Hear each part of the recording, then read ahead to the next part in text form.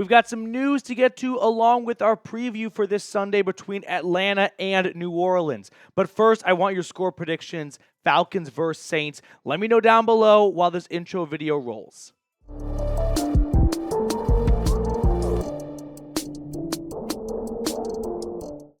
Before we run through how Atlanta can destroy the Saints on today's episode, some quick but unfortunate news that we sort of saw coming. Center Drew Dalman has been placed on injured reserve with a high ankle sprain, so that means he is out for a minimum of 4 weeks. Hopefully he can return after that. Backup Ryan Uziel will be filling in his spot for now, though. But yeah, losing your center, Drew Dalman, obviously not a very good thing. He's been a really good piece of this interior offensive line. So hopefully we'll get him back soon and he can make a quick recovery. But now let's get into this Week 4 matchup between the Falcons and the Aints, baby. I want to start by just setting the table and going over both teams here, what they've done through 3 weeks, as we start to get a decent sample size to have an idea of a who's who in the NFL.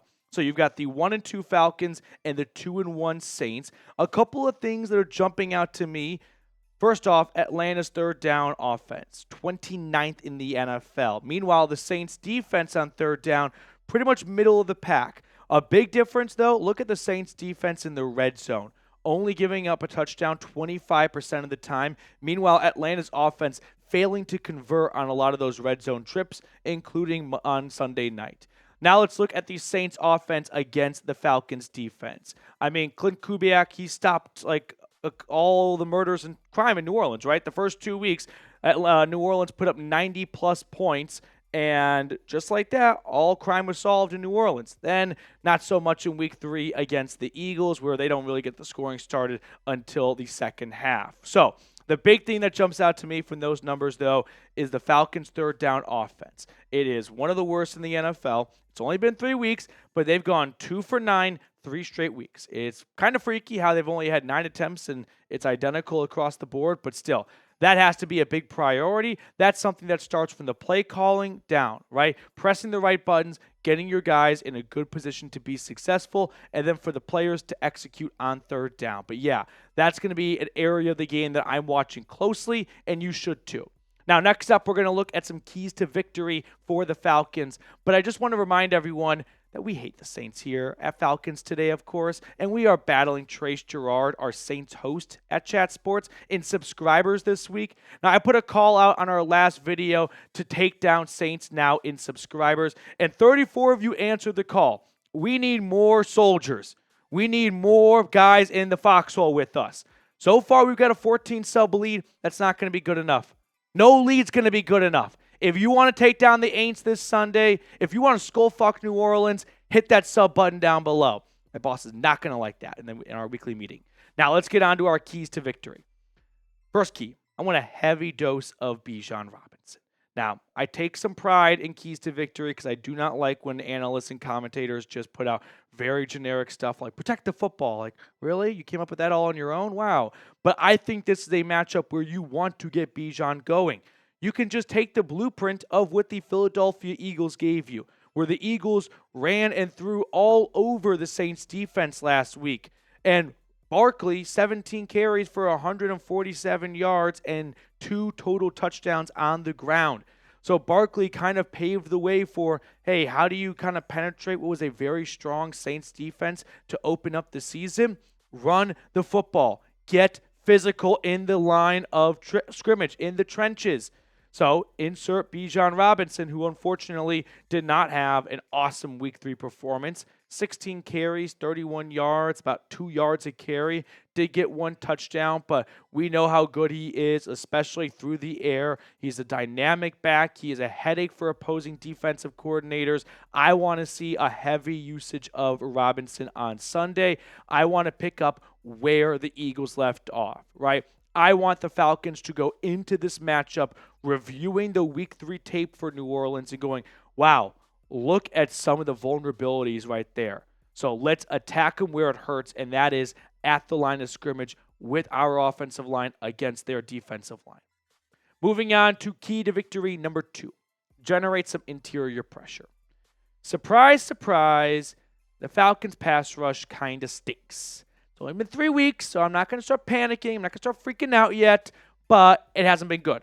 Now, they kind of catch a little bit of a break in this matchup because, similar to Atlanta losing their starting center, the New Orleans Saints lost their starting center, Eric McCoy. By the way, I'll give a very rare compliment to New Orleans on this show. Their offensive line has vastly exceeded the expectations for this season. But losing your starting center, right, losing the middle of that offensive line, the heartbeat like Eric McCoy, that's a tough guy to replace. But yeah, Atlanta's pass rush this year, not good. Whenever I see charts like this, I'm not sure if you guys kind of operate the same way I do, but most of the time there are a lot of just data points that I don't really understand. Like I kind of understand, like I know what EPA is, but like to me it's all just kind of confusing. But I just know you want to be here. You want to be up here. You don't want to be over there. Falcons they're in their own zip code over there. Once again, Atlanta is severely lagging behind 31 other teams in rushing the quarterback.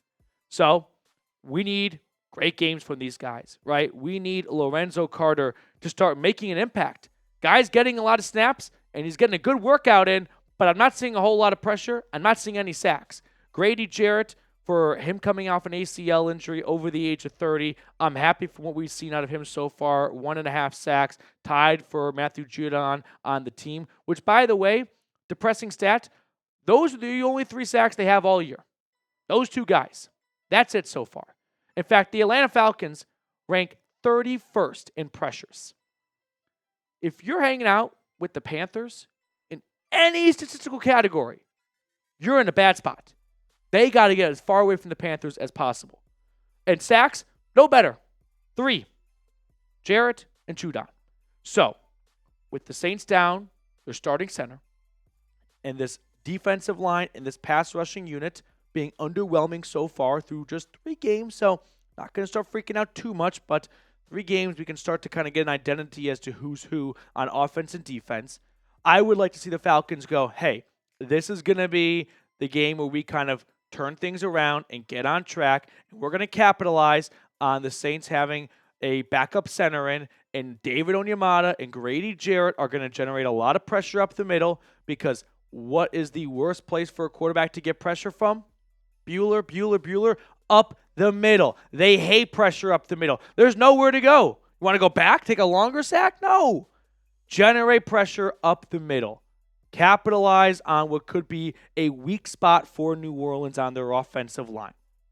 We have one more key to victory to look at in just a moment, but look at this awesome deal at Fanatics here. Chatsports.com/ATL hoodie. It's not cold just yet, but it's going to start getting a little chilly soon. And when that day comes and you go to get yourself a brand new Falcons sweatshirt, jacket, or hoodie, they're not going to be 25% off anymore. I know. The nerve on them to take the sales away once the season gets here. So take advantage right now. Future you is going to thank current you for getting what I think is a really sick hoodie. 25% off chatsports.com/ATL hoodie. I put that in the comments and description of today's video. Key to victory number 3. I want to limit Alvin Kamara. He has completely reset the clock, which, by the way, one of the unpopular opinions I've had just as a football fan is people have been way too harsh on running backs and drafting them early and giving them contracts when, I mean, no one touches the ball more on offense than the center, the quarterback, and the running back. So maybe they should get a little bit more usage and, be rewarded for that with a bigger contract. But anywho, a lot of older running backs this year have turned back the clock. I mean, Alvin Kamara, Aaron Jones, Joe Mixon before he went down looked pretty good. But Kamara has gotten off to a very hot start this year. He is the same guy that we know him to be, which is a versatile dual-threat running back who is really good on the ground, but just as good through the air as well. So, who does this fall to? I'm looking at 2 guys, Kaden Elliss and Troy Andersen, right? When you've got a back like that who's a really good rusher and receiver, it almost requires a spy, right? Someone's just got to be devoted to following around Kamara. And that usually is going to fall on a linebacker or a safety. But I would like to see Jesse Bates and Justin Simmons just focus on Derek Carr, who's gotten off to a really nice start this year, and Chris Olave, and wreak havoc when it comes to the passing game for New Orleans, and let Andersen and Ellis focus on Kamara and just start swallowing him up. Last week, we saw Nick Bolton for the Chiefs take down Bijan one-on-one with the game on the line, 4th and inches. If that situation arises this Sunday, I want Atlanta on the right side taking down Alvin Kamara in the hole on 4th and inches. So those are my 3 keys to victory. I want to see a lot of Bijan after what Barkley did to New Orleans last week. I want to generate interior pressure with the Saints down their starting center, and I want to limit Alvin Kamara because it's Alvin Kamara. If you're not talking about him going into the week, you're probably setting yourself up for failure. So let me ask you guys this question before we go. Who has been more impressive so far, the offense or the defense for Atlanta? You can make decent arguments for either side. I'm going to go with I want to say the defense, but the pressure has been so bad, I feel like I would be a big idiot. So I'm going to go with the offense. Kirk Cousins, Darnell Mooney, Drake London, Robinson, Pitts. A lot of your star players have gotten off to good starts and have gotten the football in their hands. So slight edge to the offense. Now, before we get on out of here, I'm going to give you my score prediction. But one last time, give me your score prediction, Falcons versus Saints. For me, give me Atlanta. 24-20. Falcons bounce back. I mean, the Eagles, they lost to the Atlanta Falcons on Monday night last week. They bounced back and beat the Saints. Falcons lose to the Chiefs. Why can't they bounce back and beat the Saints as well? Let the Saints be everyone's rebound.